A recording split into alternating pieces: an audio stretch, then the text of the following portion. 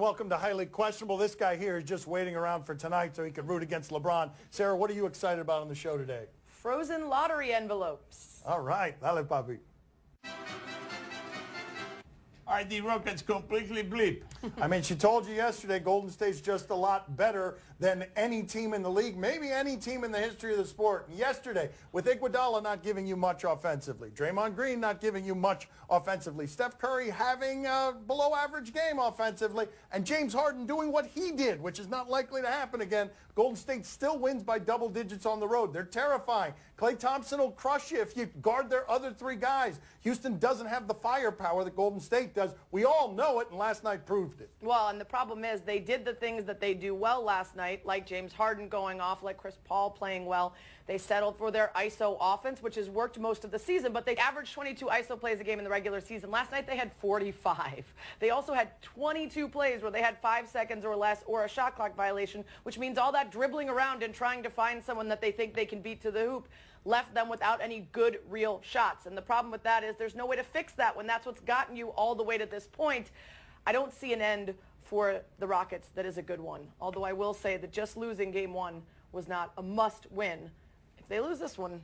Slight hedge at the end. She was coming strong, No. and then she diluted it. Let's go. Have a strong opinion and stick to it. I still think the Warriors are absolutely going to win, and they can't be touched. I'm just saying that I think mentally the Rockets already know the Warriors are better. So losing the first game, they aren't like, whoa, what happened? We don't know what to do now. They're like, yeah, that's what we thought was going to happen. The Warriors are great. Let's get back to work. It has to be a little jarring, though, to see James Harden play that way, to have Chris Paul lead both teams in something like rebounds, and to get nothing from your supporting cast at home while Golden State is burying you with Klay Thompson open jumpers. One of the things that cannot be stated strongly enough about this great Golden State team is their defense is also exceptional. Draymond Green totally changed that game in that second half, and he was very unselfish about it, handling all the boxing out and not interested in much else other than defense. Yeah, 5 points from Draymond and only 18 from Steph, and you still win, and it ain't even that tough. That's a problem. You know, the Rockets, they had the... Oh. You know, the Rockets, they had the... I hate there it is. All right, well, geez. Okay, all right, there it is. Okay. Are we calling it choking when you lose to the I don't believe he called it team of all anything. time? I think he just had a coughing fit and then was squeezing his neck.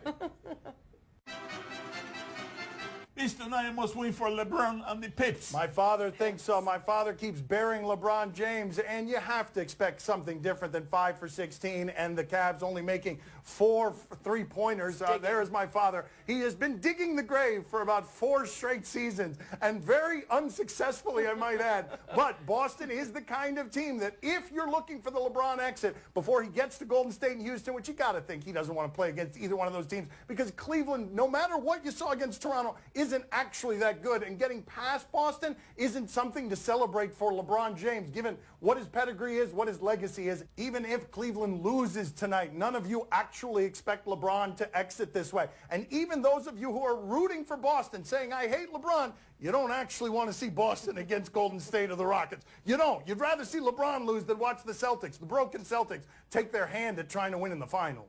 Well, the question was, is it a must-win?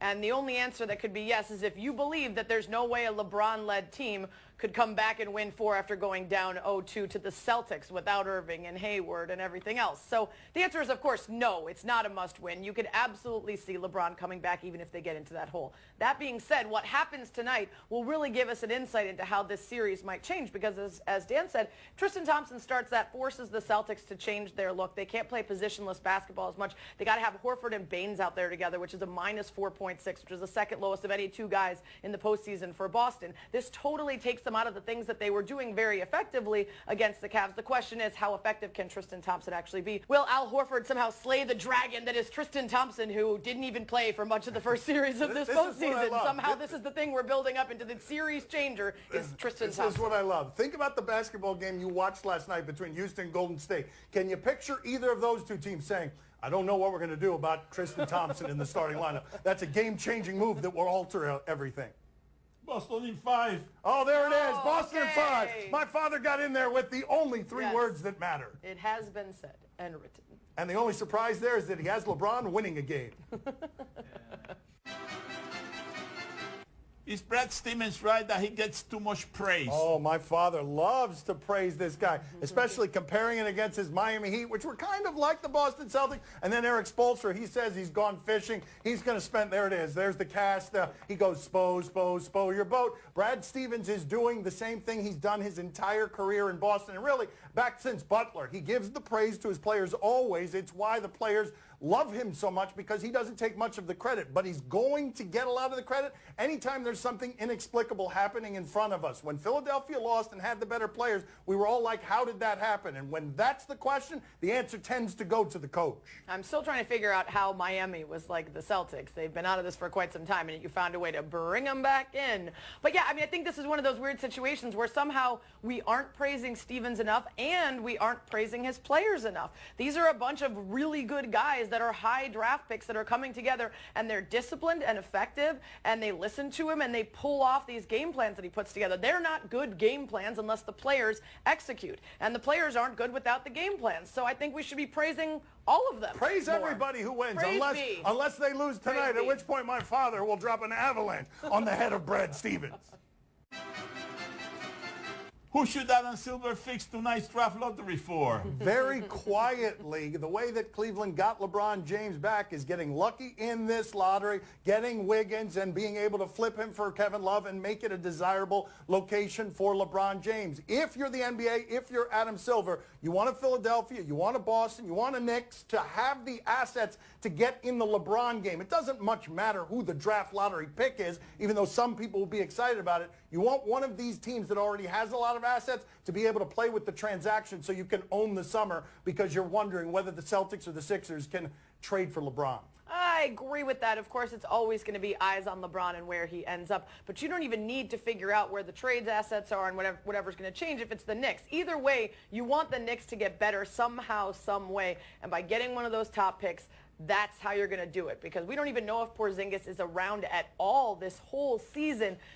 MSG needs to be the focus of good basketball. The Knicks, David Fizdale, this whole storyline needs to get better sometime soon, whether it involves LeBron or not. And the way to do that is absolutely to rig the lottery in favor of the Knicks. Well, it's not the way to do it, because, again, if you give the Knicks something of value, they will turn it into something that doesn't have value. I remind you that Isaiah Thomas was someone who was considered really great until he got to the Knicks. Phil Jackson had a really celebrated reputation until he got to the Knicks. And whoever that first-round pick is, I'm really sorry, but you are a part of a decade of irrelevance. You're going to get Dolan. Anyone but Cleveland. Anyone but Cleveland. Anyone but Cleveland. He started a new Anyone religion. but Yes, Cleveland. chant. That's right. Anyone but Cleveland.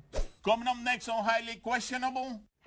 Charles Barkley looks completely unathletic in any sport other than basketball. Golf, throwing a softball. Time to play the game that passive-aggressively subtweets his co-host. Do you question? You give us topics and events, we question them.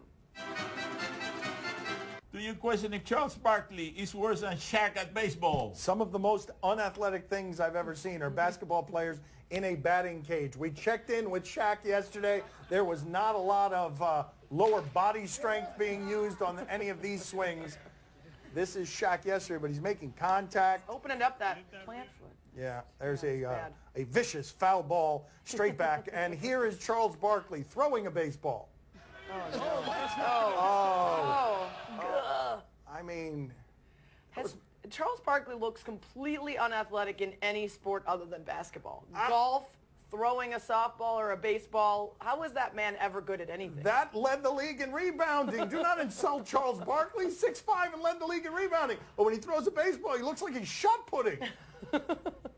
Well, you know, he has as many rings in baseball as he has in basketball, which is this many rings. That's many. Well, that's double better. zero. Look, that's double much better zero. than what you usually Baseball, get with those basketball. hands, Charles, That's right? It's much better. The zeros are better than the middle fingers he usually gives you. Yeah, they are Oh, zeros you covered also in got these peas. too. Okay, well, there you go. Those as well.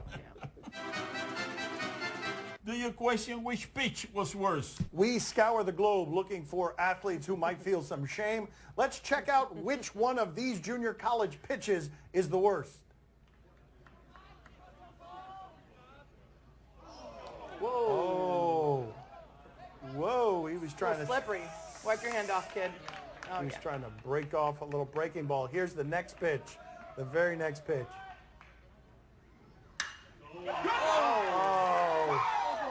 Oh, He found the strike zone. Oh, my God. I mean, just why are we so mean? And also, who gave us the rights to that footage? Was it his parents? Were they like, here, go. Yeah.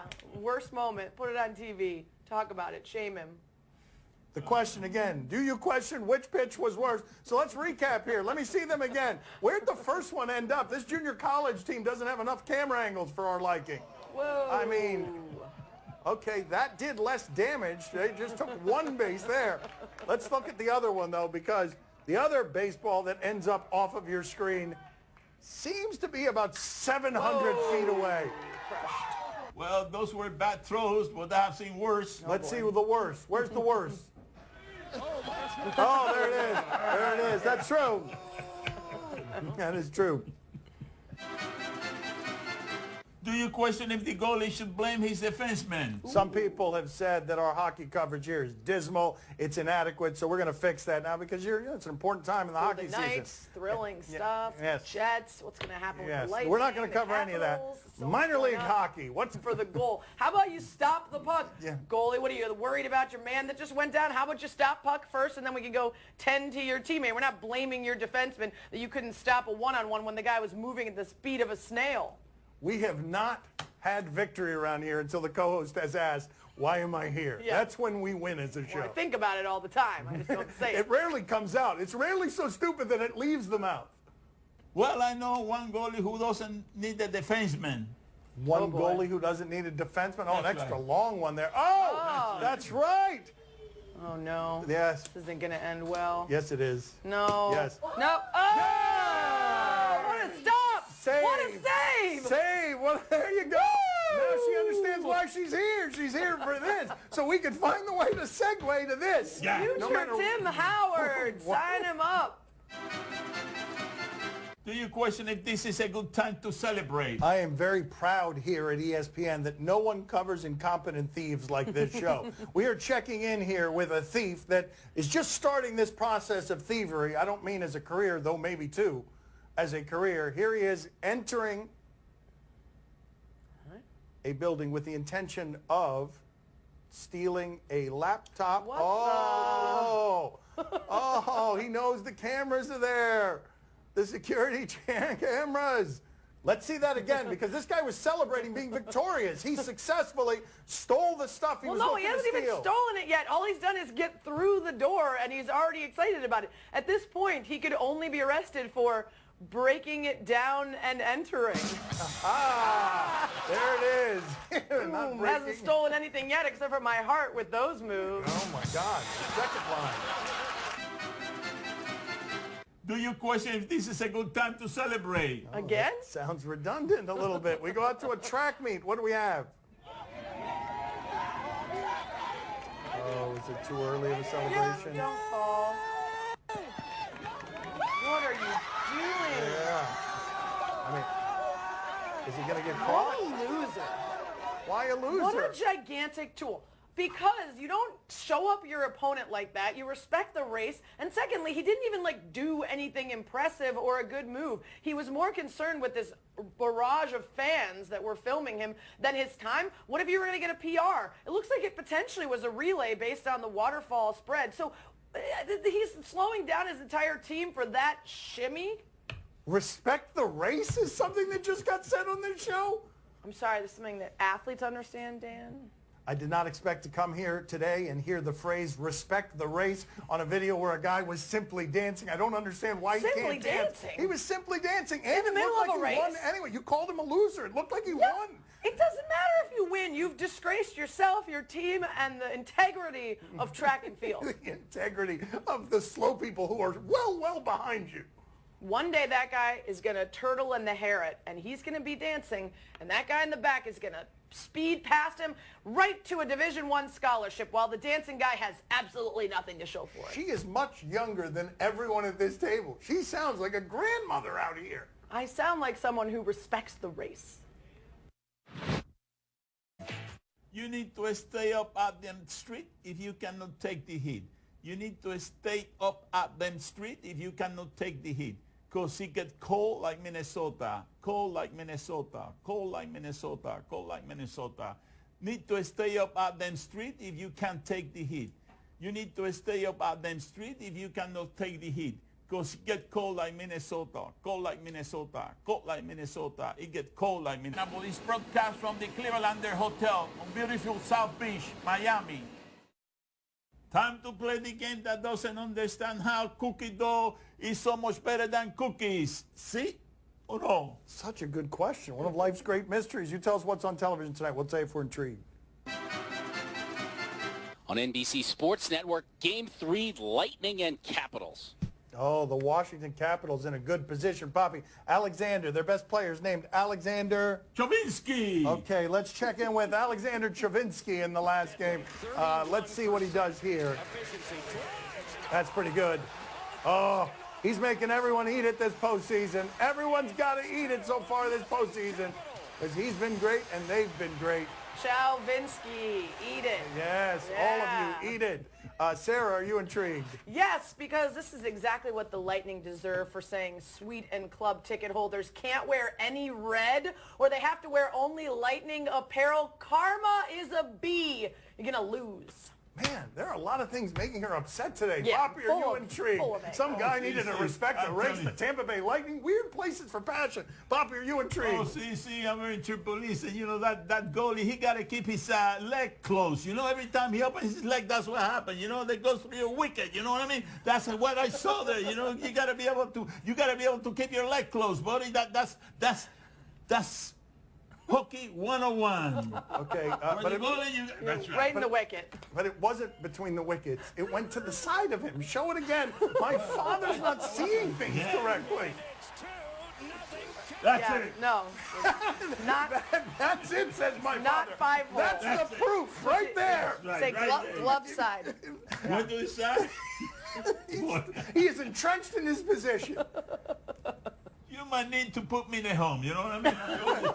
Okay, all right, we'll do the show from there. I'm not going to stop profiting just here off of him. Tonight on History, Forged in Fire, Knife or Death. Oh, Poppy, these people make their own weapons, their own swords. This guy is an expert. He's said to be an expert in Filipino mixed martial arts. Let's see what he does with his handmade sword. My name's Chris Caven. I'm from Decula, Georgia. I own the dojo up here in Decula. I teach Filipino martial arts based on stick and knife fighting. The angles that we use in our training are going to help me out a lot in the cutting competitions. Next up, Ice Pick. The blade, is it going to come into factor here? Oh, absolutely. He needs to come in with power now. He's close, he's close. No, right, beautiful. Moving on, the lifeline. We've had 2 fails at the chicken in a row. Can he break the streak? No! He did not get through the chicken. He couldn't cut straight through the chicken. I'll tell you what, as you look at that blade, it is one intimidating object, but it didn't come through for him today. How do you go and see your mixed martial arts friends and explain to them, yeah, I got through the ice, but I couldn't get through the chicken. The chicken was too tough. What kind of dojo is this? Sarah, are you intrigued? He couldn't get through the chicken. Dun, dun, dun. No, I think all television should be canceled. Oh, wow, that's extreme. Poppy, are you intrigued? Oh, see, I'm very Tripolice. I tell you, this guy is full of it. You know, this guy's not a tough guy, you know what I mean? The tough guy there is a chicken. He's the hero of the whole thing, you know what I mean? The chicken stood its ground there, and he faced that guy. He didn't show any sign of fear, you know, the guy couldn't do anything. He had a big knife, you know, he even had glasses and all that, you know, goggles, you know what I mean? And there are a couple of guys watching the action, and the chicken didn't get scared. That's my type of guy. The chicken is a winner. That chicken was not chicken. That's right. And technically not exactly a winner. That's all the time we have for today. Thank you for watching. She might tell you to respect the race tomorrow, too. Join us then. Okay. We're ready to see LeBron get his speed. That's it. That's it. Father's That's going it. to tailgate at the bar right now. And break. Yeah. Combination of liquor and prayer tonight for Poppy.